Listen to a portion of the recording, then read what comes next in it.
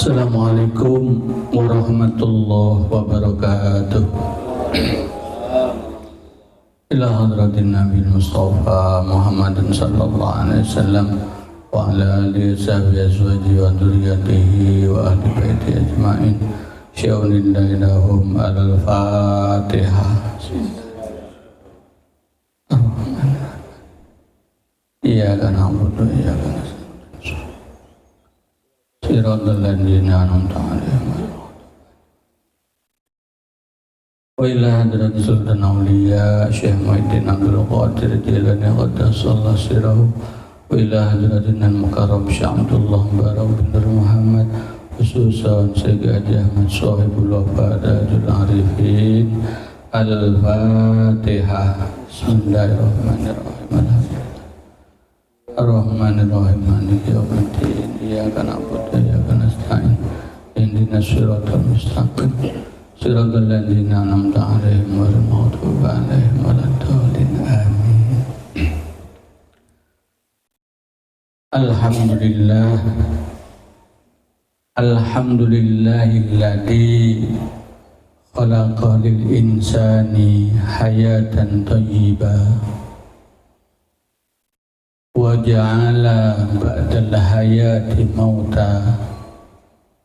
Asyhadu an la ilaha illallah wahdahu la syarika lah wa asyhadu anna Muhammadan abduhu wa rasuluh.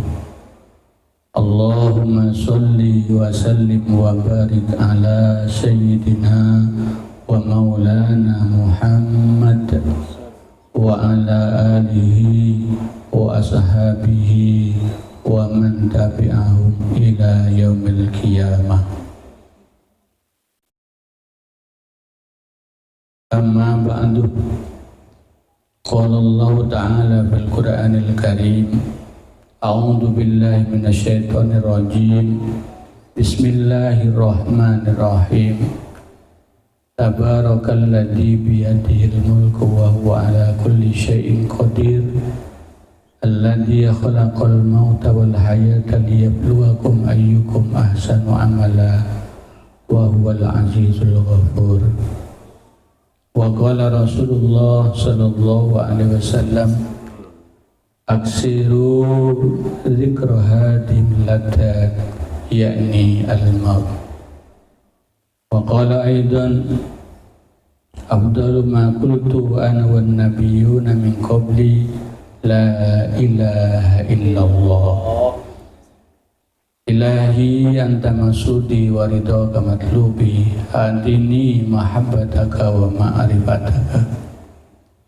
Hadratal muhtaramin, para alim, para ulama, sesepuh penesepuh yang kami hormati, wabil khusus sahibul hajah, yaitu Bapak Budi Solihin Budi Santoso, sekaligus sebagai Ketua LDTKN perwakilan Jombang.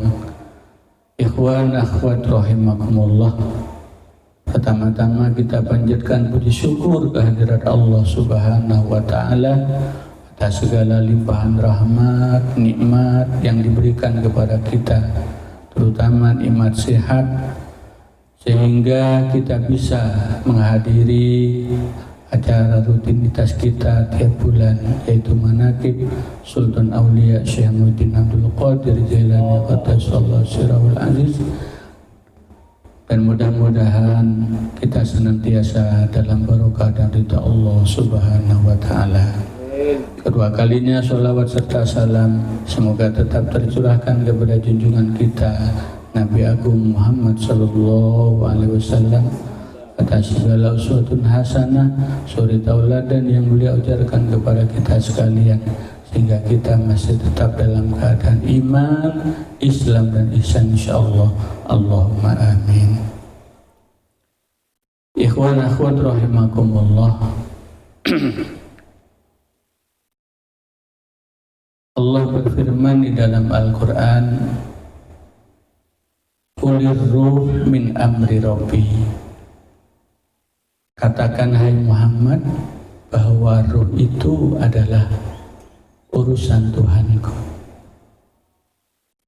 Artinya ketika seseorang berbicara tentang ruh, berpikir tentang ruh, maka dia hanya akan menemukan bahwa ruh itu sebatas sesuatu yang ada di dalam manusia yang siapapun tidak akan mampu menciptakannya. Orang-orang barat boleh menciptakan serupa dengan manusia, bisa bergerak, bahkan seakan-akan memiliki suatu kekuatan tersendiri di dalam robot itu, tetapi pada hakikatnya satu yang belum bisa mereka buat adalah ruh. Kenapa? Sekali lagi, karena ruh itu adalah urusan Allah Subhanahu wa Ta'ala. Ikhwan akhwat rahimakumullah, ruh itu ada 3 macam. Yang pertama disebut dengan ruhul mujarradah, ruh yang masih sendirian. Di mana ruh yang masih sendirian ini?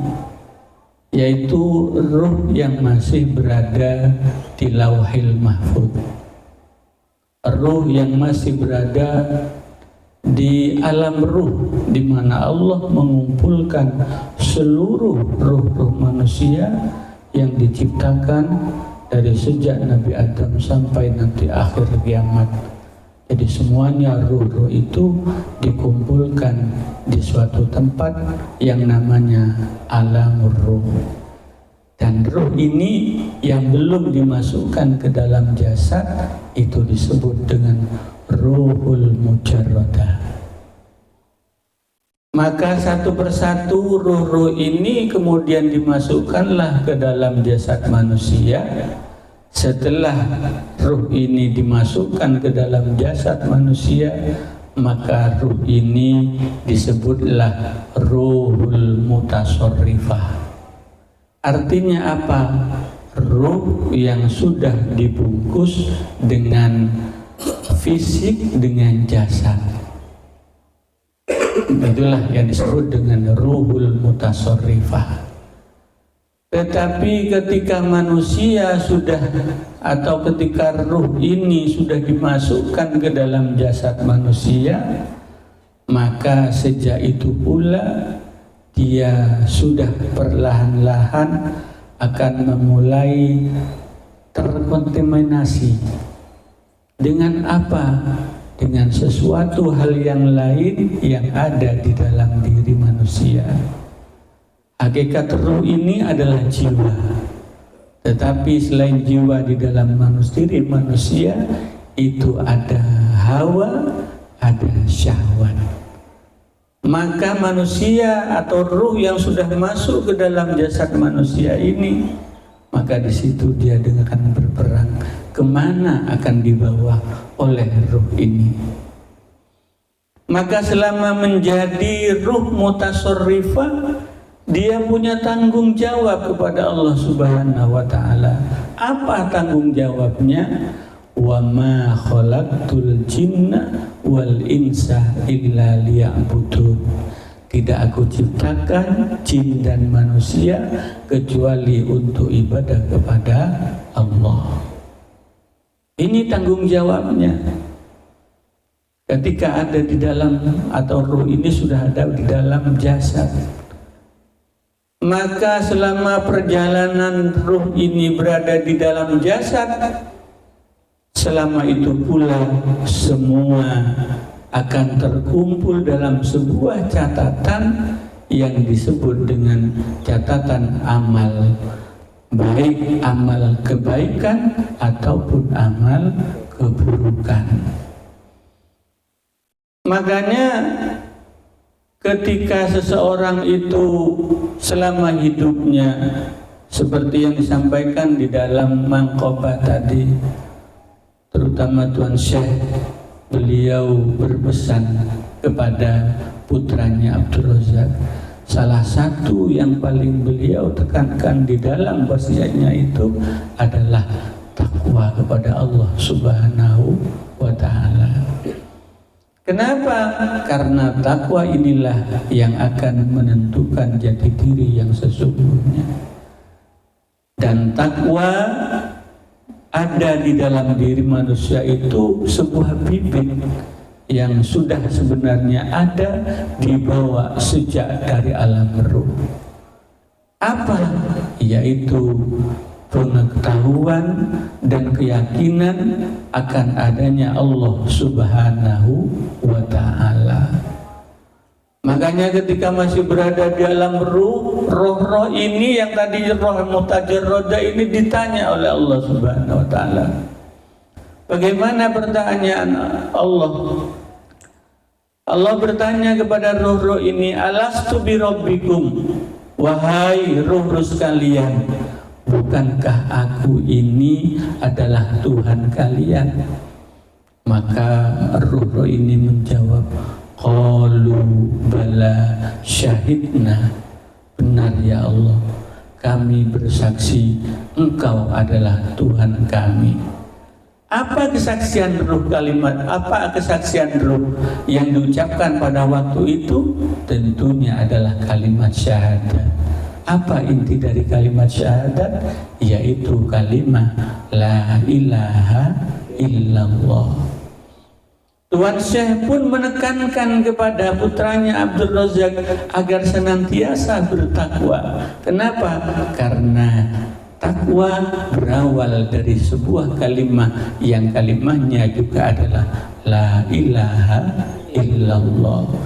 Maka salah satu sebutan kalimat la ilaha illallah adalah kalimat takwa. Begitu juga ketika Nabiullah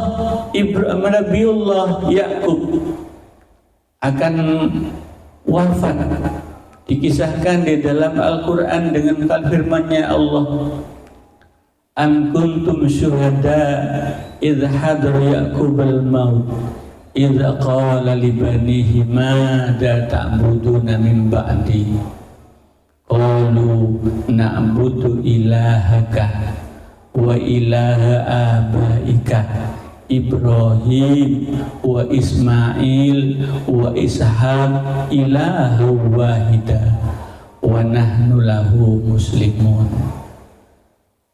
Dikisahkan di dalam Al-Quran ketika Nabi Yakub akan wafat,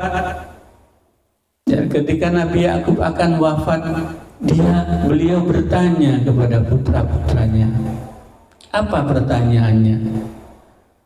Ma ta'buduna min ba'di, apa yang akan kau sembah setelahku, wahai anak-anakku?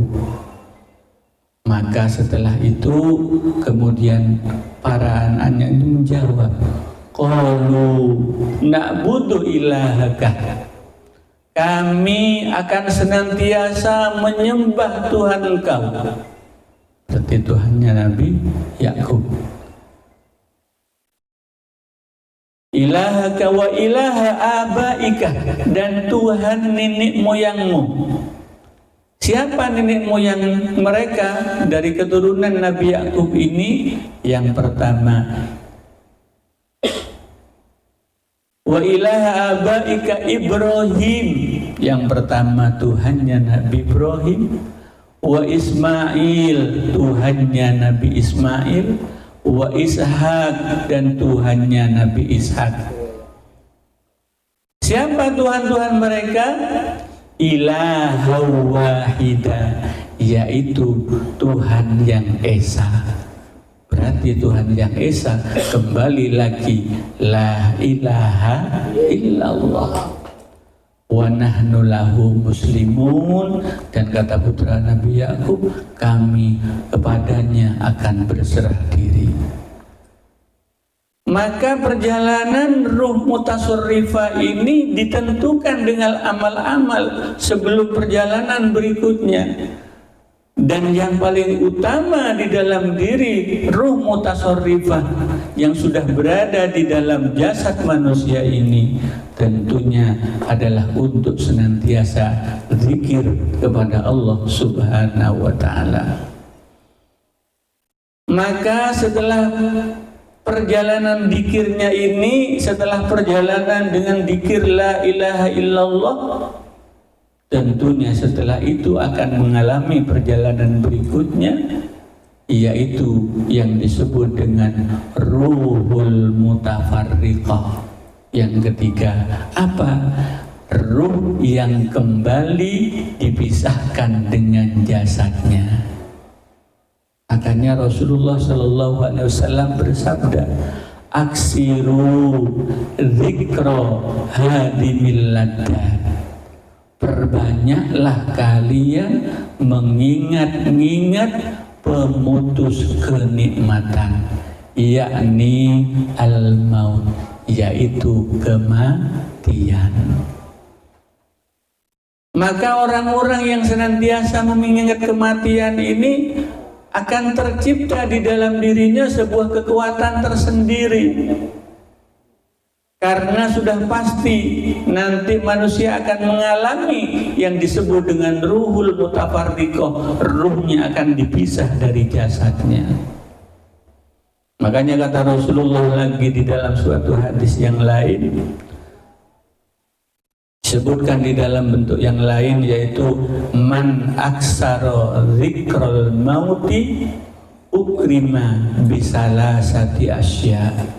Barang siapa yang banyak mengingat kematian, maka dia akan dimuliakan dengan 3 perkara. Apa? Yang pertama, ta'jilut taubah. Orang ini akan disegerakan untuk bertaubat. Ketika orang itu banyak-banyak mengingat kematian, maka insya Allah orang ini akan segera bertaubat ketika dia melakukan kesalahan, berbuat kemaksiatan kepada Allah. Jadi bukan kemudian sesuatu yang muncul untuk segera taubat itu adalah sesuatu yang hadir begitu saja, tidak. Tetapi ini merupakan sebuah hasil yang diberikan oleh Allah Subhanahu wa Ta'ala berupa rahmat, karena dia banyak mengingat kematian. Maka dia dimuliakan dengan 3 perkara, yang salah satunya adalah ta'jilut taubah, segera bertaubat kepada Allah ketika melakukan sebuah maksiat, kesalahan kepada Allah. Yang kedua, wa qana'atul qalbi. Orang yang banyak mengingat kematian itu akan dimasukkan ke dalam hatinya, ke dalam kolbunya sifat qanaah. Apa sifat qanaah? Menerima apa saja yang menjadi pemberian dan takdirnya Allah Subhanahu wa Ta'ala. Kenapa? Karena dia menyadari bahwa apa yang dia miliki di dunia, apa yang diberikan Allah di dunia, suatu saat pasti akan dia tinggalkan. Sehingga ketika dia tinggalkan, maka dia tidak akan membawa apa-apa kecuali hanya amal yang akan dibawa kepada Allah Subhanahu wa Ta'ala. Sehingga muncullah di dalam dirinya sifat qanaah, menerima segala apa yang menjadi pemberian Allah Subhanahu wa Ta'ala. Yang ketiga, wa nasyatul ibadah. Orang yang suka mengingat-ingat kematian akan dianugerahkan oleh Allah, dimuliakan oleh Allah dengan nikmat di dalam beribadah, dengan giat di dalam beribadah. Kenapa? Karena dia yakin bahwa segala bentuk ibadah-ibadah yang dia kerjakan akan menjadi tabungan bagi dirinya. Amal-amal yang kebaikan-kebaikan yang dia kerjakan akan menjadi bekal untuk datang kepada Allah Subhanahu wa Ta'ala. Wa tazawwadu fa inna khairaz zadi taqwa. Berbekallah kalian dan ketahuilah bahwa sebaik-baik bekal adalah bekal takwa. Salah satunya adalah dengan memperbanyak ibadah kepada Allah Subhanahu wa Ta'ala. Ikhwan akhwat rahimakumullah, ketika sudah ruh itu menjadi ruhul mutafarriqah, maka manusia akan kembali pada 3 hal. Apa? Yang pertama adalah ruhnya. Ruhnya akan kembali kepada alam ruh. Dan itu sudah pasti. Jadi ruhnya akan kembali lagi ke alam ruh. Tetapi kembalinya yang kedua atau datangnya ruh yang kedua ke alam ruh ini, kembalinya ruh yang kedua ke alam ruh ini, dia sudah membawa sesuatu yang dia jadikan bekal ketika ruh dulu masih berada di dalam manusia, yaitu ketika ruh ini menjadi ruhul mutasarrifah. Makanya ketika ruh ini kembali kepada Allah, akan menganggap segala sesuatu yang ada di dunia ini tidak akan berarti kecuali dia datang kepada Allah biqalbin salim. Yauma la yanfa'u malun wala banun illa man atallah biqalbin salim. Di mana hari itu ruh ini datang kembali kepada Allah dengan tanpa pertimbangan anak atau sudah tidak lagi ada pengaruh anak dan istri, maka akan beruntung orang yang datang kepada Allah biqalbin salim dengan tetap membawa hati yang selamat. Keselamatan ini di mana diperolehnya? Ketika dia banyak dzikir, dia banyak ibadah, terbentuk takwa di dalam dirinya. Ketika ruh ini menjadi ruhul mutasarrifah. Yang pertama, jadi kita diciptakan atau datang dari alam ruh, maka akan kembali lagi ke alam ruh. Yang kedua, jasad. Jasad dulunya Allah ciptakan dari tanah, maka jasad ini tetap akan kembali ke dalam tanah. Minha khalaqnakum, dari tanah kami menciptakanmu. Wa fiha nu'idukum, ke dalam tanah kami akan mengembalikan jasadmu. Wa minha nukhrijukum taratan ukhra, dan kami suatu hari nanti akan mengeluarkan jasad ini yang nanti akan dibungkus lagi ke dalam ruhnya pada hari yang lain. Kapan? Yaitu pada hari kebangkitan. Jadi ruh kembali ke alam ruh, jasad kembali ke dalam tanah karena asalnya dibuat dari tanah. Yang ketiga, asal manusia awalnya adalah dari surga. Ayah kita dulu Adam berada di dalam surga, tetapi kemudian diturunkan karena perbuatan khilafnya. Sekarang pertanyaannya, apakah yang ketiga ini kita bisa kembali lagi ke dalam surga? Jadi masih menjadi sebuah pertanyaan. Kalau ruh tadi jelas akan kembali ke alam ruh, tanah yang jasad yang dibuat dari tanah akan kembali ke tanah, tapi kita yang dulunya pernah tinggal di surga, apakah mampu akan kembali ke dalam surga? Padahal pilihannya nanti ada dua, satu neraka, dua surga. Maka apa yang harus kita lakukan? Maka genggamlah kuncinya surga. Apa kuncinya surga? La ilaha illallah. Miftahul jannah, la ilaha illallah. Kuncinya surga kita pegang. Maka kunci yang sudah ditanamkan di dalam diri kita oleh pengarsa abah ini harus kita pegang kuat-kuat, harus kita rawat kuat-kuat, harus kita abadikan, kita lestarikan di dalam diri kita. Jangan disia-siakan dan jangan dihilangkan kunci ini. Karena apa? Kunci ini akan menjadi pembuka kita bisa masuk ke dalam surganya Allah Subhanahu wa ta'ala. Ditekankan lagi dalam hadisnya Rasulullah, man kana akhiru kalamihi la ilaha illallah dakhalal jannah. Barang siapa yang akhir kalimatnya dengan kalimat la ilaha illallah, dia pasti akan masuk surganya Allah Subhanahu wa ta'ala. Kalau kita sudah bisa membawa kunci ini, bisa sudah menanamkan kalimah la ilaha illallah di dalam kalbu kita, sudah dijamin oleh Rasulullah masuk surga, berarti untuk masuk neraka adalah sesuatu yang mustahil. Kenapa? Karena kita akan dibentengi oleh kalimah la ilaha illallah. Apa?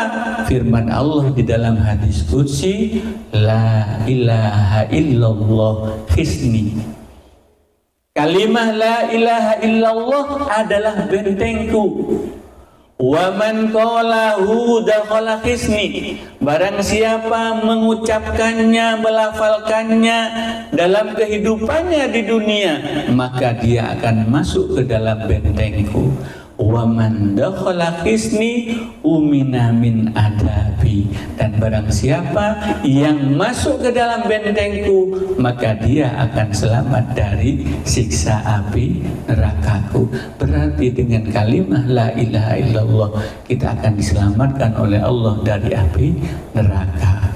Berarti jaminannya ketika kita sudah mempunyai kunci ini, insya Allah akan bisa mengantarkan kita untuk bisa kembali ke dalam surganya Allah Subhanahu wa ta'ala. Maka dengan apa yang sudah kita peroleh, sudah ditanamkan di dalam qalbu ini, mari kita bersama-sama untuk berusaha istiqomah, untuk bisa mengamankan, melestarikan, dan mengamalkan apa yang sudah diberikan oleh pengarsa abah. Insya Allah kalau kita sudah mampu mengamankan, mengamalkan, dan melestarikan, insya Allah kapanpun dan dimanapun kita meninggal, kapanpun dan dimanapun kita kembali kepada Allah, insya Allah akan kembali dalam keadaan husnul khotimah. Allahumma amin. Demikian, kurang lebihnya mohon maaf. Ihdinas siratal mustaqim. Assalamualaikum warahmatullahi wabarakatuh.